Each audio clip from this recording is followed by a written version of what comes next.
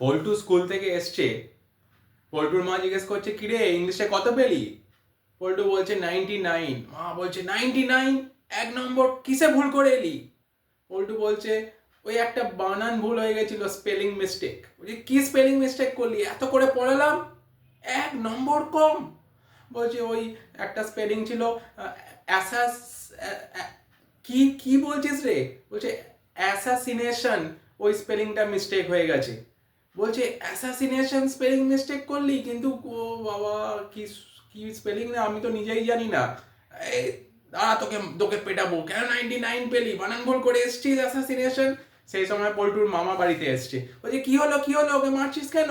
বলছে দেখো না একটা কি বানান ভুল করে এসছে। বলছে কি বানান বাবা দেখি খাতায়?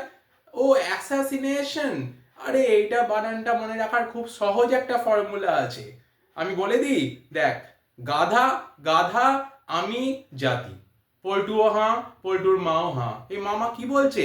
বলে মামা বলছে বুঝলি না তো, দেখ বুঝিয়ে দিচ্ছি।